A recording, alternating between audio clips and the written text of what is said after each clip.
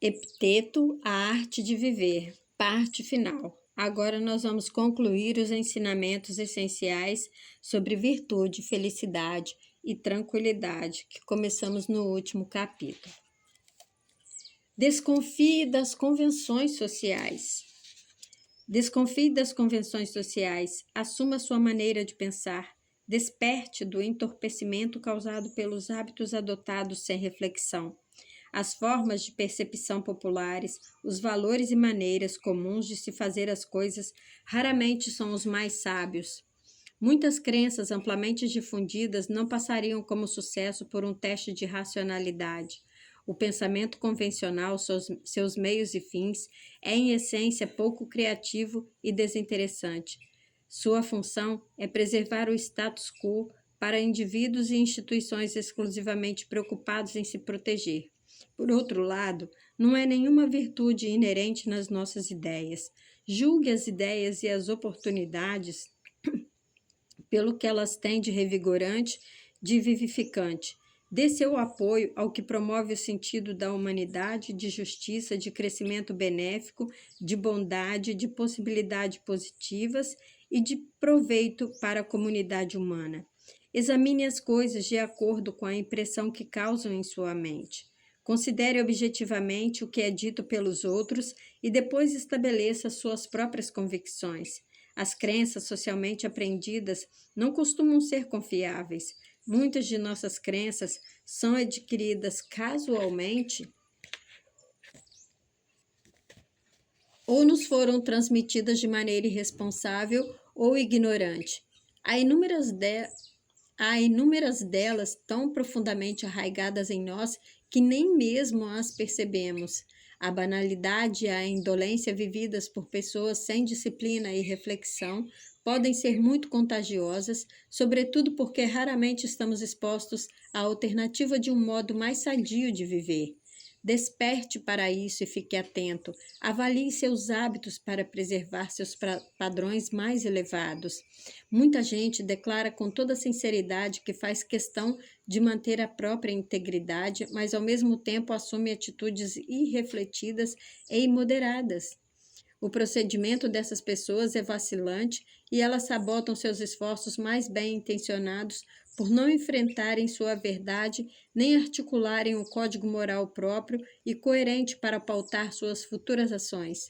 Não escute o que essas pessoas dizem, observe o que fazem e avalie as consequências. Assim, como devemos limpar, arrumar e manter a nossa casa, precisamos fazer o mesmo com nossa mente para poder seguir adiante em nossa vida. Porque se não fizermos, correremos não só o risco da ineficiência, como da corrupção da nossa mente. A mente desorganizada, nebulosa, está em perigo porque é vulnerável a influências mais bem organizadas, porém condenáveis. Não confie em nada nem em ninguém antes de confiar em si mesmo. Mantenha-se permanentemente atento às suas convicções e seus impulsos. Os virtuosos são invencíveis. A diferença entre os instruídos e os ignorantes é que as pessoas sábias têm consciência de que os virtuosos são invencíveis. Não são atraídos nem iludidos pela maneira como as coisas aparentam ser. Os instruídos respeitam a afinidade que temos com o Supremo e, portanto, agem como cidadãos do universo, compassivos e conscientes. Compreendem que uma vida sábia que leva à serenidade vem da harmonia com a natureza e com a razão. Seja um cidadão do mundo. Não podemos buscar nosso bem maior sem necessariamente promover ao mesmo tempo o bem dos outros. Uma vida que se limita a interesses pessoais não pode ser submetida a qualquer avaliação respeitável. Procurar o melhor em nós significa zelar ativamente pelo bem-estar dos outros seres humanos. Nosso contrato humano não se restringe às poucas pessoas a quem nossos interesses estão mais intimamente ligados ou às mais proeminentes, ricas ou de educação e aprimorada, mas abrange toda a imensa irmandade humana. Veja a si mesmo como cidadão de uma comunidade mundial e haja de acordo com isso. Considere seus mais profundos anseios como meros fatos. Considere seus anseios mais profundos e secretos como se fossem apenas fatos e verás como são frágeis e desatinados. Não é vergonha tentar alcançar o sucesso mundano, é normal. O problema não são as tentativas em si, mas a forma como você tenta, deixando que desejos e medos confusos e frenéticos alterem o seu discernimento. E você passa a supervalorizar o valor intrínseco de suas tentativas. Você acredita e confia nelas para lhe dar felicidade, confundindo dessa maneira os meios com os fins. Compreenda que, apesar de ser natural querer atingir tais objetivos, o sucesso ou o fracasso das tentativas não terá a menor relação com sua verdadeira felicidade. O uso correto dos livros. Não diga apenas que você leu muitos livros, mostre que por meio deles você aprendeu a pensar melhor, a ser uma pessoa mais perspicaz e ponderada.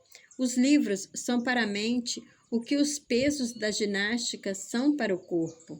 Os livros são muito úteis, mas seria um grave erro supor que alguém progrediu apenas por conhecer o seu conteúdo. Tenha cautela quando se relacionar com os outros. Quando você se relaciona socialmente com outras pessoas, podem acontecer duas coisas. Ou você se adapta à maneira de ser delas, ou faz com que se adaptem à sua. É como encostar um pedaço de carvão apagado em outro que está em brasa. Ou primeiro apaga o segundo, ou este acende primeiro.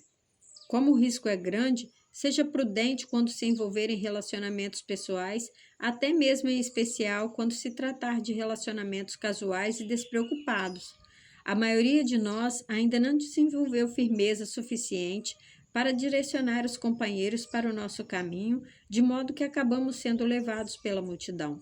Nossos valores e ideais ficam imprecisos e contaminados. Nossas resoluções se desestabilizam. É difícil resistir quando amigos ou companheiros começam a falar com muita segurança e ímpeto. Se somos pegos desprevenidos quando eles abordam assuntos pouco dignos, ficamos envolvidos pelo ritmo do ambiente social em que estamos. É da natureza da conversa que seus múltiplos significados, insinuações e motivações pessoais sucedam-se com tal rapidez que possam, de um momento para outro, desviar-se para direções não recomendáveis, aviltando todos os que dela participam.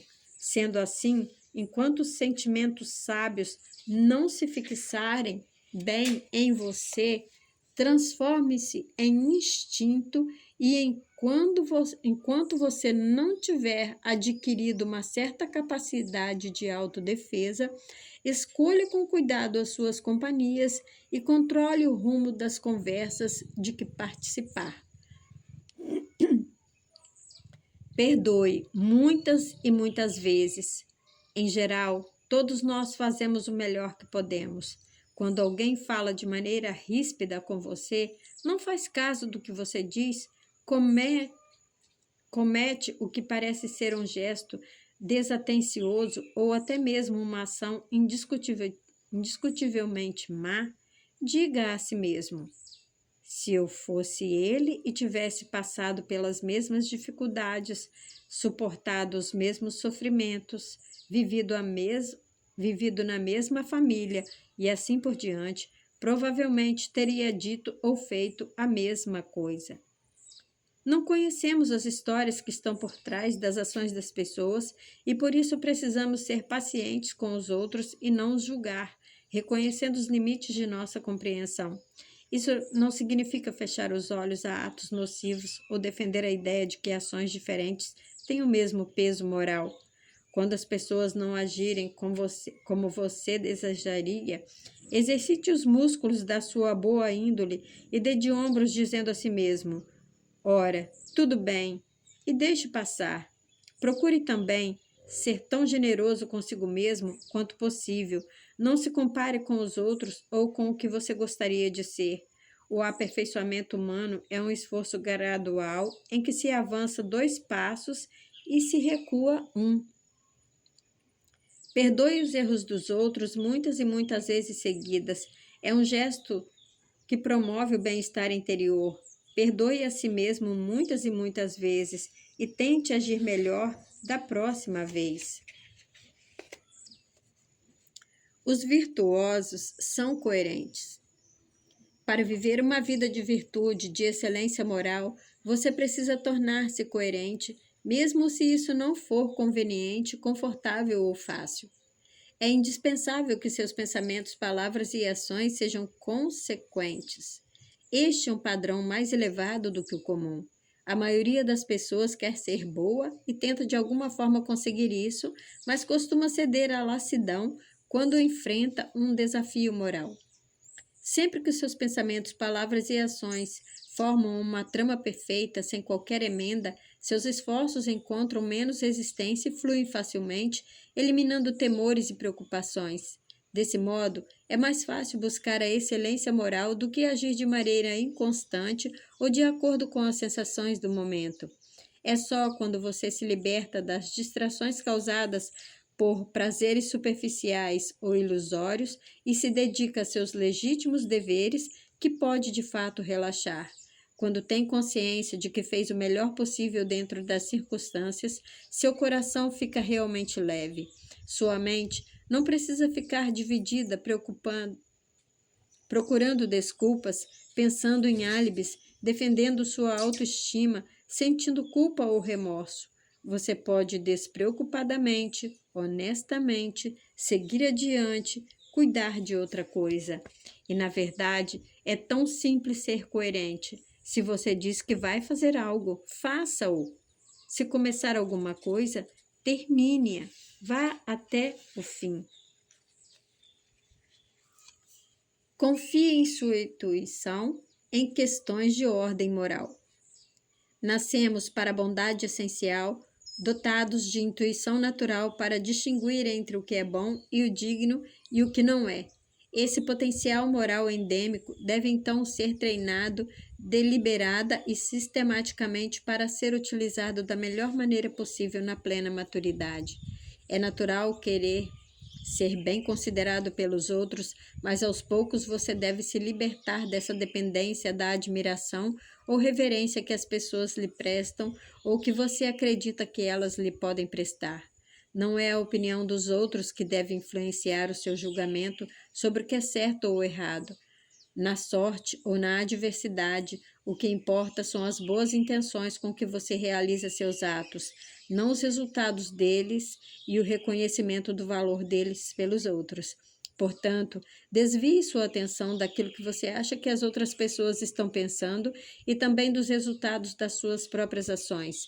Em vez disso, escute a sua intuição natural para todas as questões de ordem moral e siga-a fielmente.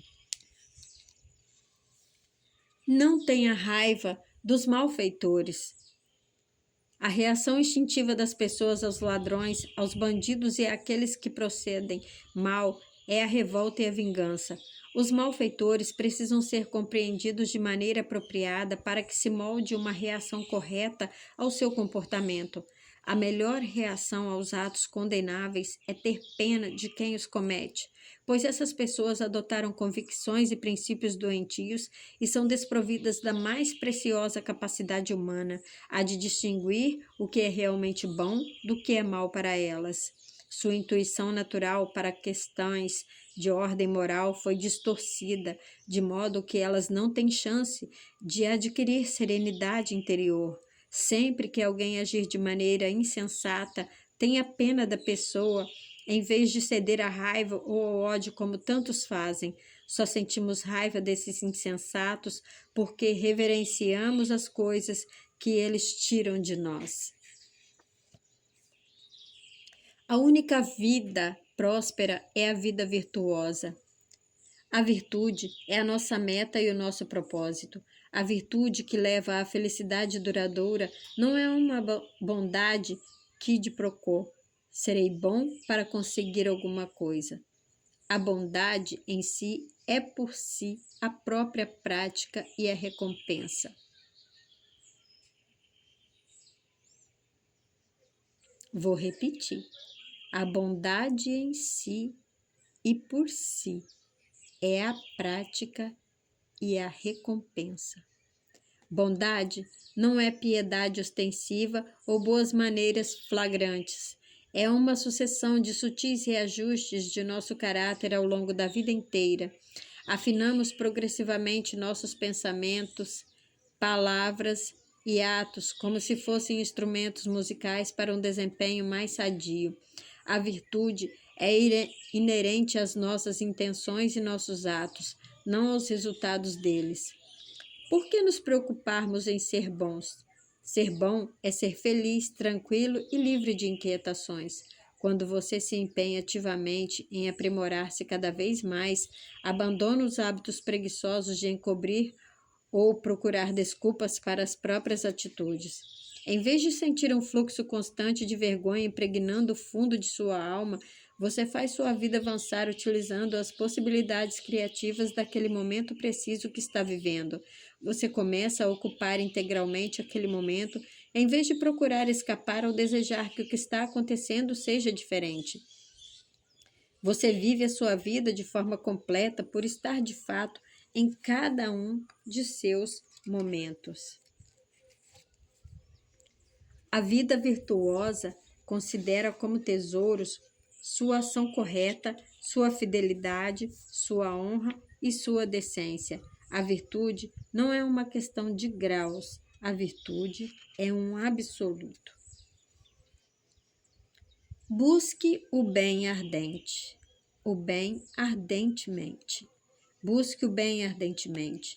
Porém, se suas forças escassearem, aceite o resultado e siga adiante. O que é importante e o que não é. Este é o nosso problema.